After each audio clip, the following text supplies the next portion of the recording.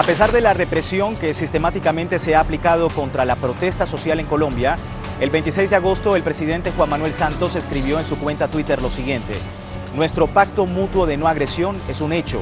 Respeto a los campesinos, ciudadanos y fuerza pública es un compromiso de ambas partes. Los trabajadores del campo volvieron a las calles a exigir sus derechos. Hace pocas semanas fueron los campesinos del Catatumbo. Ahora el descontento se expande y se le suman otros sectores obreros y empleados públicos.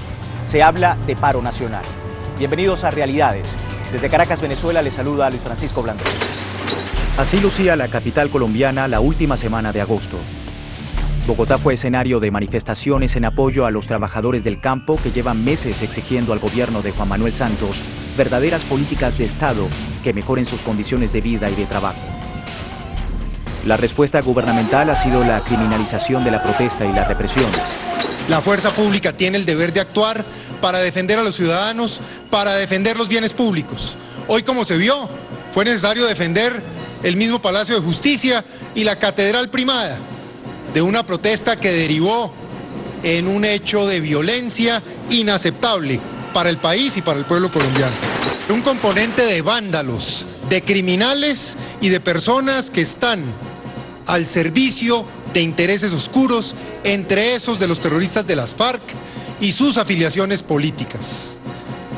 Esa gente ha venido incluso infiltrando la protesta, haciendo hechos de violencia inaceptable y, entre otras cosas, presionando a campesinos y a otros sectores a que no haya acuerdos de ninguna especie, amenazando incluso alcaldes y amenazando autoridades para que no se avancen negociaciones. A propósito de este tema, días antes, el periodista colombiano Alfredo Molano explicaba en una entrevista concedida a Telesur que el gobierno utiliza el argumento de la participación de las FARC para justificar su accionar represivo.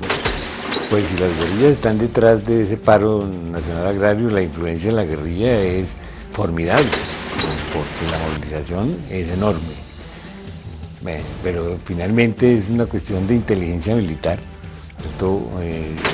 Seguramente hay sectores que están vinculados a la guerrilla civilmente, es decir, pero naturalmente la guerrilla no está apareciendo en las carreteras, no está impidiendo la movilización de la gente, no está azuzándola tampoco, así que esa imagen de que la guerrilla está detrás de todo lo que pasa en este país es una imagen cuidadosa y calculadamente creada por el ejército y por ciertos sectores del gobierno. La táctica del gobierno busca desviar la atención de la raíz del problema. Por ello, las soluciones no aparecen. Para los campesinos afectados por el modelo neoliberal, es inaceptable que el Ejecutivo Nacional haya refrendado los tratados de libre comercio firmados por el expresidente Uribe Vélez, que lejos de beneficiarlos, han contribuido con el deterioro del campo. Esto en gran medida nos están afectando a las comunidades campesinas, negras, indígenas y a los sectores populares. Pedimos que se revisen estos tratados de libre comercio y que se estudien y se analicen y que se nos dé la posibilidad de que las comunidades campesinas participemos de la firma o participemos del estudio de estos tratados. La precaria situación que enfrentan, producto de esas políticas neoliberales, los llevó a paralizar sus actividades a mediados de agosto. Dicen que esta protesta es similar al paro nacional ocurrido en 1977. El investigador Luis Sandoval recorre su biblioteca para rememorar lo sucedido el 14 de septiembre de 1977, cuando un multitudinario paro cívico sacudió a Colombia y los ciudadanos, golpeados por el costo de la vida, se levantaron contra el mandato caro de Alfonso López y encuentran un hilo de conexión con el paro agrario popular de 2013. El paro del 77 se hizo para resistir el comienzo del modelo neoliberal, que López lo inauguró con la frase Colombia, el Japón de Sudamérica. Y hubo algo así como 100 huelgas obreras. Y terminó con la convocatoria de paro general. Del gobierno de López se pasó a la receta neoliberal de César Gaviria, presidente en 1990, con su apertura económica. Esta aceleró la quiebra del campo pues pasó de importar 700.000 toneladas de alimentos a 10.000 millones de toneladas.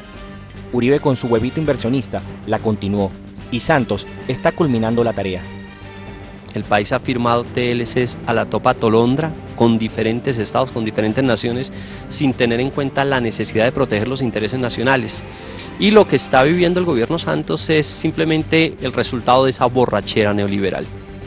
Como revela el analista Mario Valencia, con los TLC la importación de leche creció un 500% y la de azúcar un 200%. Además, el gobierno colombiano disminuyó en un 40% el presupuesto para la agricultura, mientras el de Estados Unidos aumentó de 50.000 a 90.000 millones de dólares los subsidios para el sector. Sin lugar a dudas, con relación al paro del 77, hoy el país en términos económicos y sociales está peor. Hoy hay más pobreza, hay más desempleo. Colombia es hoy el quinto país más desigual del planeta. Eso lo que muestra es que este paro actual está más que justificado, incluso más que el del año 77.